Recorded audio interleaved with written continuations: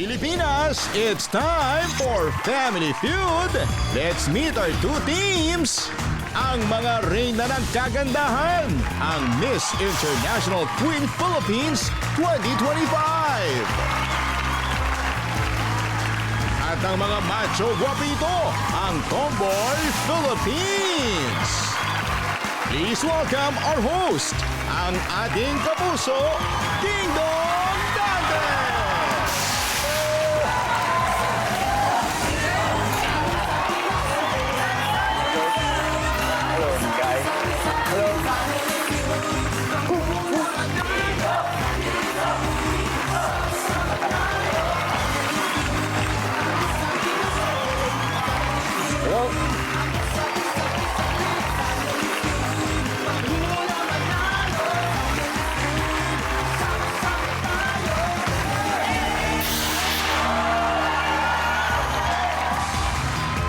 Magandang hapon mga kapuso. Today is Friday, August 8 o 8-8.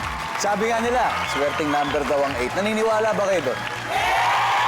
Ako, naniniwala ako dyan dahil talagang swerteng-swerte kayo dahil nanunod kayo ngayon ng pinakamasayang family game show sa buong mundo, ang Family Feud! Lagi po naming sinasabi na ang Family Feud ay para sa lahat. Iba-iba man ang edad, itsura, estado sa lipunan at maging kasarian, we celebrate our differences. Kaya naman, kasama natin ngayon ang mga kapuso natin from the LGBTQIA+ community para magtagisan ng galing sa paghula ng top answers ang unang team, ang Miss International Queen Philippines 2025. At sila na magpapakilala sa kanilang mga sarili. Yes, hello, mabuhay! I'm Ann Patricia Lorenzo, ang Ann Fresh ng Manila. Pero ngayon, your newly crowned Miss International Queen Philippines 2025.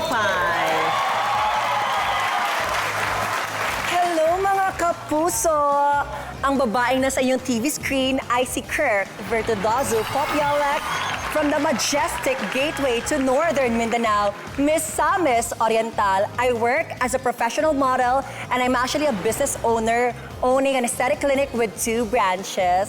That's good, that's good. Hi everyone, this is your favorite Latina goddess. I am Mikay Bautista and I am from San Jose del Monte, province of Bulacan. And I am your Miss International Queen Philippines 2025 Top 5 finalist. Sawadee ka!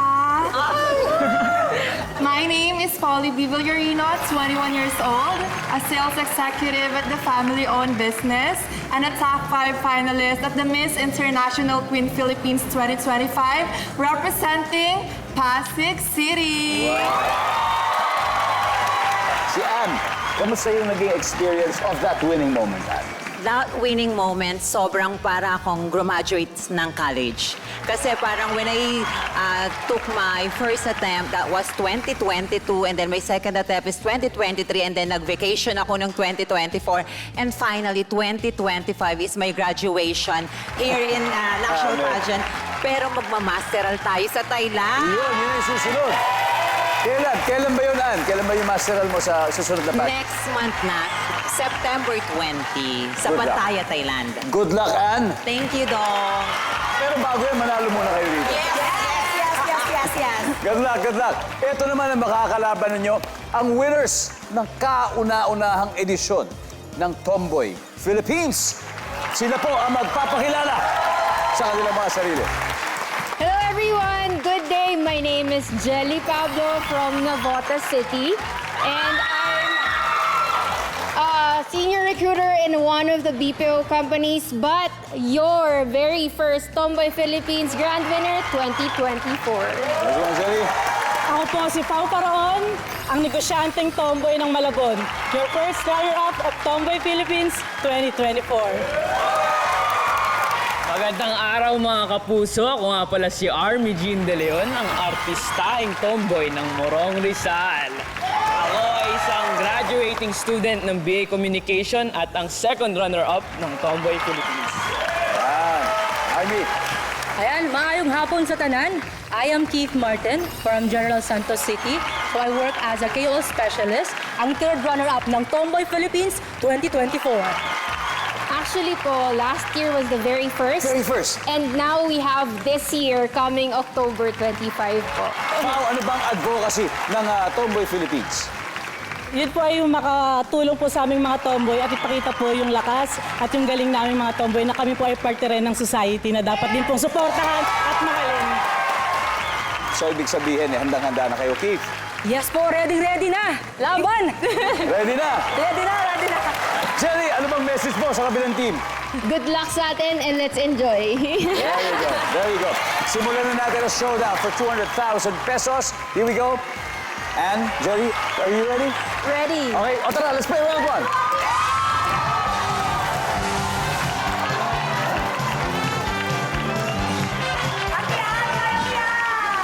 Good luck. Nag-survey kami ng 100 Pinoy. And the top 5 answers are on the board.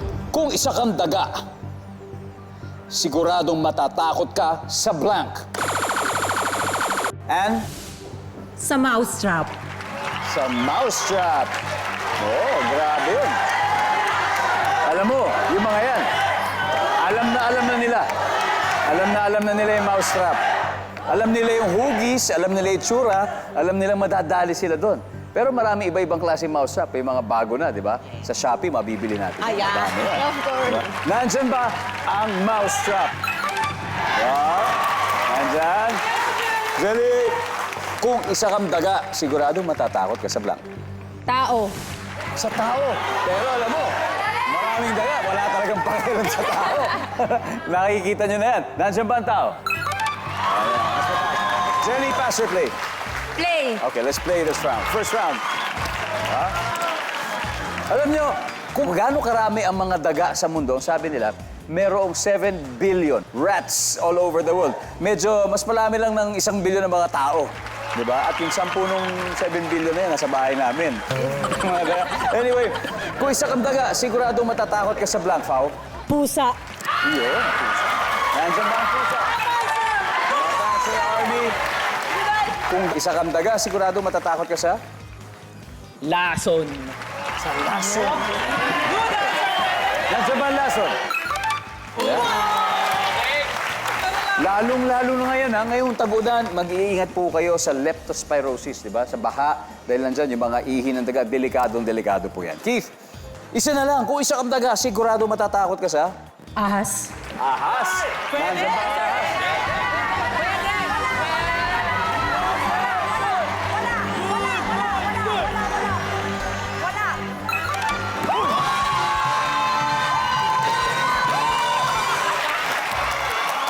Grabe naman yun! Round 1 goes to Tomboy Philippines. May 94 points agad sila. Welcome back to Family Feud, kung saan buong Agosto ay uulan ng saya at babaha ng papremyo. Dito po sa studio, magkalaban ang mga gwaping. Siyempre, ng Tomboy Philippines. At siyempre, ang MIQ Philippines, ang magaganda po kasama natin so far at Tomboy Philippines, ang nakakascore pa lang with 94 points. At ang MIQ Philippines ay oras na para bumawi. Kaya ang next na magtatapat ay si Kirk ng Cagayan de Oro at si Pao ng Malabon. Let's play round 2.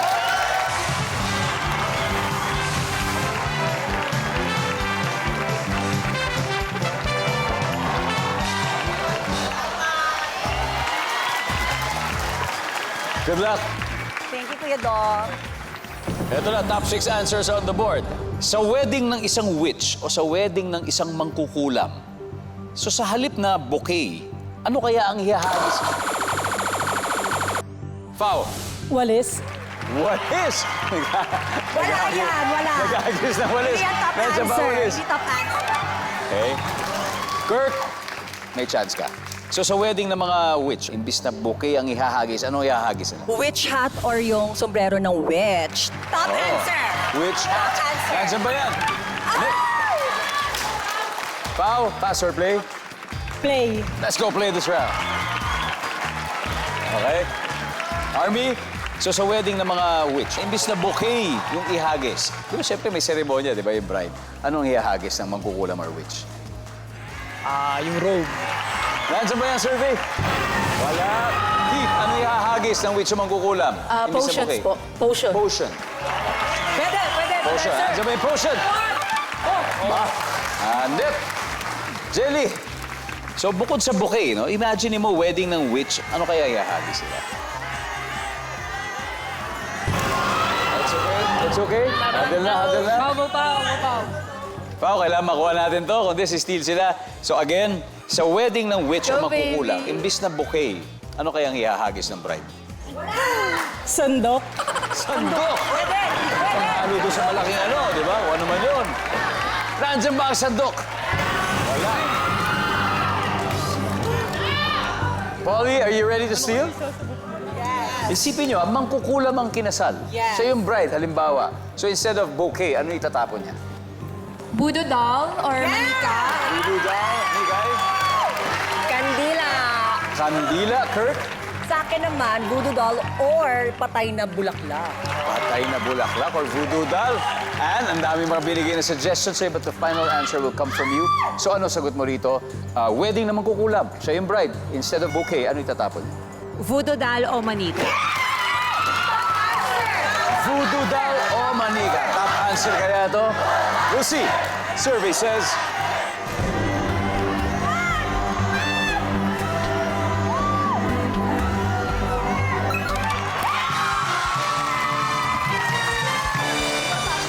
What an exciting game! MIQ Philippines may 78 na, pero ang Tomboy Philippines meron pa rin 94. At eto na, may dalawa pa po na hindi nakukuha. So ibig sabihin, oras na para sa inyo manalo ng 5,000 pesos. Sino may gusto? Hello po, my name is Jarlyn Rotorpo. Shoutout nga pala sa Sitio Bye Bye Canalo San Fernando Romblon. Hello, Ayan, nandito pa ako. Tiga Romblon. Yes. Wow. Okay, so ngayari, imagine mo, wedding ng mga mangkukulam. Ano kaya pwede itapon imbis na bouquet? Karayom po. Eto, kung di pa natin matusok ang sagot dito, ewan ko na. Sige, go. Nandiyan ba yan? Pasok.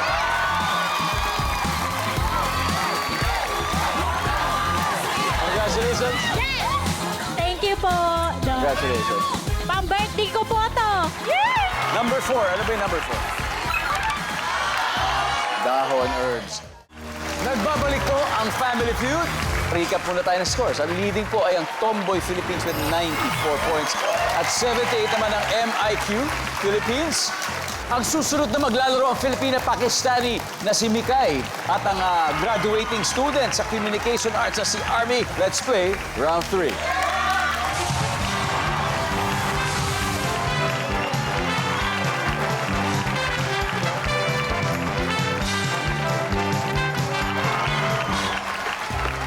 Double points na. Top 6 answers are on the board. Kung ibabano o ipagbabawal ang paghahalikan, saang lugar maraming huhulihin ang pulis? Mikay. Sa bar, Sa bar. So parang in other words, saan maraming nakikipaghalikan? Nandyan ba ang bar? Pwede. Army, kung ibaban ang paghahalikan, saan marami kayong huhulihin ng mga pulis? sa bahay. Sa bahay. Nandyan ba yan, survey? Oh. Mikay, pass or play? Of course, play. All right, let's play this round. First time to play. Polly, kung ibaban ang paghahalikan, saan kaya pwedeng manghuli mga pulis? Sa simbahan. Sa simbahan. Pero may nakita ka na naghahalikan sa simbahan?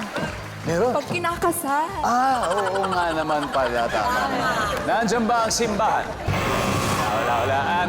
Kung ibaban ang paghahalikan, saan kaya maraming huhulihin ng mga pulis? Sa park? Lalo na siguro kung mas maraming park sana meron tayo. Yes. Pwede mas marami silang huhulihin. Mahuli. Nandiyan ba ang park? Kurt, saan pa? Saan pa manguhuli mga pulis ng mga naghahalikan? Of course, sa beach or sa mga pool, sa mga resort. Oh? Yes! Di ba pag nag-outing? Marami doon? Yes! Ganun din kami ng joke. Baka kayo unang hulihin ng pulis. Feeling ko. Nandiyan ba ang mga beach? Hadal na. Ligay. Ano pa kaya? Hotel. Yes! Nandyan ba ang hotel room? Buhay pa. Polly, kung ibaba ng paghahalikan, saan marami mahuhuli mga polis? Sa... Eto na. Madami-dami pa to. Keith, so kung ibaba ng paghahalikan, saan huhuli ng mga polis ang mga naghahalikan? Sa school? Sa school. Pwede. Sa comfort room. Sa comfort room. Foul. Comfort room. Okay. Jelly, ano sa palagay mo? Kung ipagbabawal ang paghahalikan, saan kaya marami huhuli ng mga polis? Sa school. Yes, good answer. Alright. Good answer. Good answer. Good answer. Sabi nila school. Ano kaya? Nandiyan kaya school? Survey says. Wala. Wala. Lamang na. Narito po ang score matapos ang 3 rounds. MIQ Philippines 234 points. Siyempre, Tomboy Philippines may 94 pa rin. At may 3 pa tayong hindi nakukuha. Ready na ba kayo manalo ng 5,000 pesos? Cool.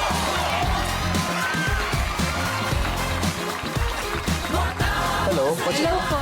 My name's Hanilyn po. Hanilyn from? From Quezon City. From Quezon City. Hanilyn, kung yari, isipin mo, pagbabawal yung paghahalikan, so kaya maraming huli ng mga polis? Sa mall po! Sa mall.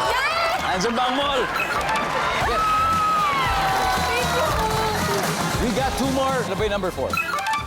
Sa kalye. Number 3. Sa sinihan. Welcome back to Family Feud.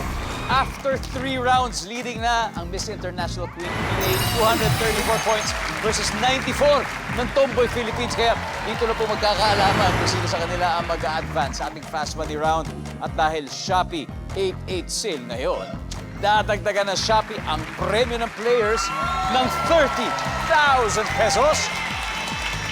At dahil sigurado sa Shopee Mall, sigurado rin ang premyo dahil pati kayo mga nanonood ngayon, pwede kayo manalo ng 15,000 pesos mamaya sa Super Shopee Shake. Pero bago yan, laruin muna natin ang triple points round. Kaya Paulie and Keith, let's play round 3.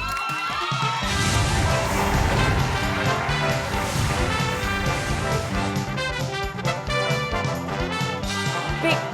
Oh, bato. Pick. Oh! Magkakaalaman na. Top 4 answers are on the board. Magbigay ng gadget na mabibili sa Shopee. Bilis ng kamay ni Polly. Ano yun? Cellphone.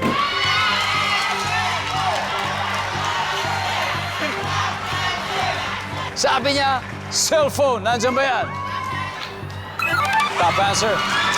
Polly, pass or play? Play! Let's play the final round. Ito na. 30,000 pesos ha. Additional of the 100,000 pesos na makukuha bago pa ang Fast Money and pagbigay ng gadget na mabibili sa Shopee Mall. Tablet. Ano ba ang tablet? Nandyan ba? Nandyan. Kirk, ano pa? Ano pa kayang gadget na mabibili sa Shopee Mall, Kirk? Of course, laptop. Kuya Paul. Oh my gosh, top 2 yan. Laptop! Yes!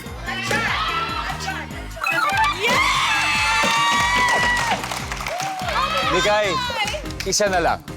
Magbigay ng gadget na mabibili sa Shopee Mall for a chance to win possibly 130,000 pesos. Of course, earphones. Earphones! Nandiyan ba ang earphones? Wala!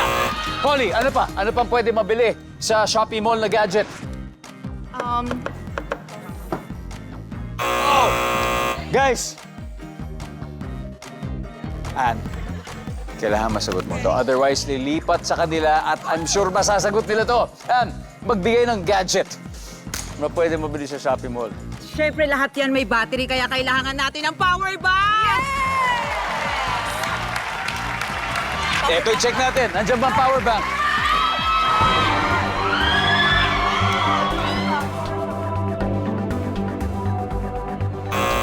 Wala!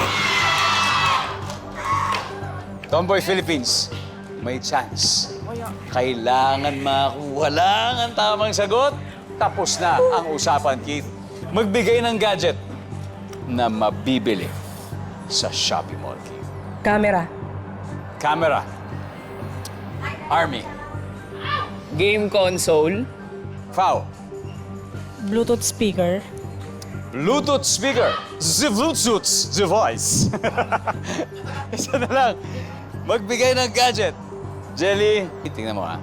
Cellphone, laptop, tablet. Ano pa ang kulang dyan? For the win, Jelly. Give it away. Kano? Magbigay ng gadget na mabibili sa Shopee Mall, Jelly.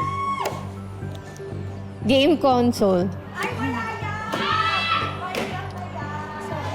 Nandyan ba ang game console?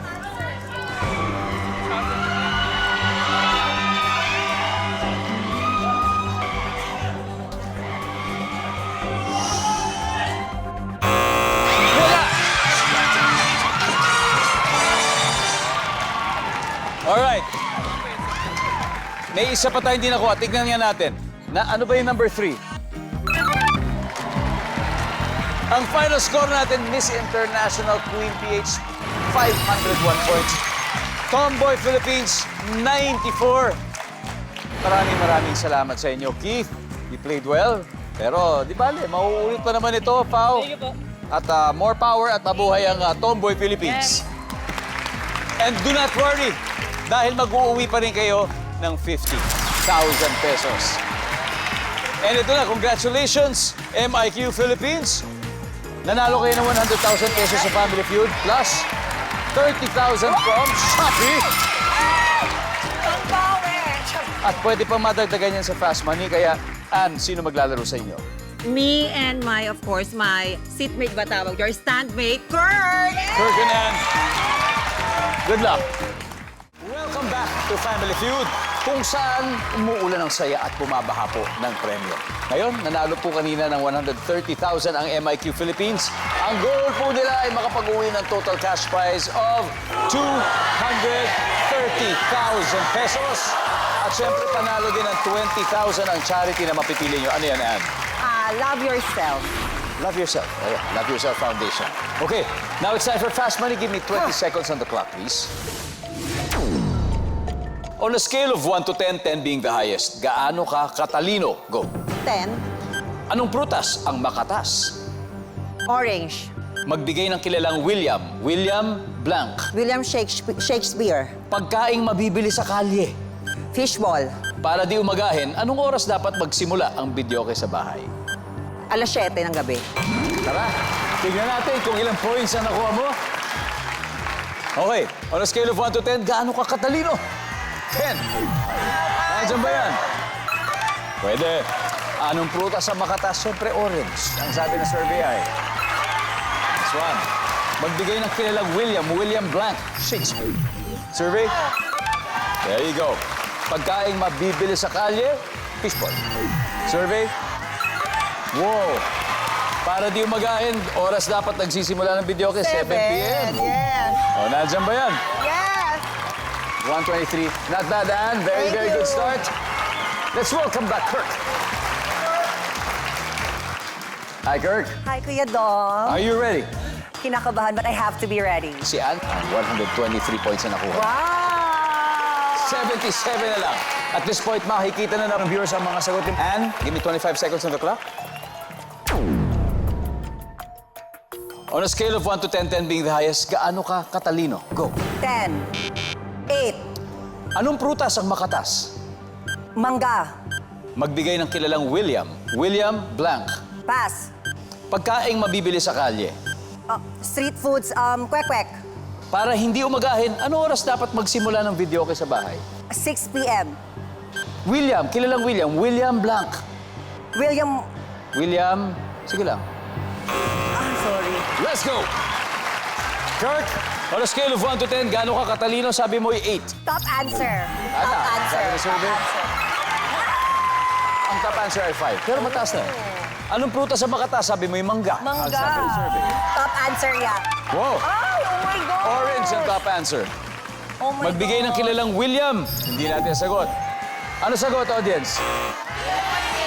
William Martinez. Yun ang top answer. 50 plus points yun.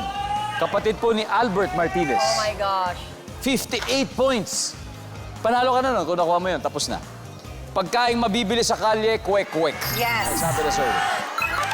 Hoy, Siksi. di na talaga Fishball ang top answer. I'm so sorry. Para hindi umagahin, dapat mag-start ang video kay 6 p.m. Yes. Andiyan pa yung 6 p.m. Top answer, 50 points. Sana. 50. Oh, 5 points. Sorry. Ang top answer ay 5 p.m. It's okay, Kirk. You still won 130,000 pesos. Congratulations, MIQ! At syempre, Tomboy Philippines.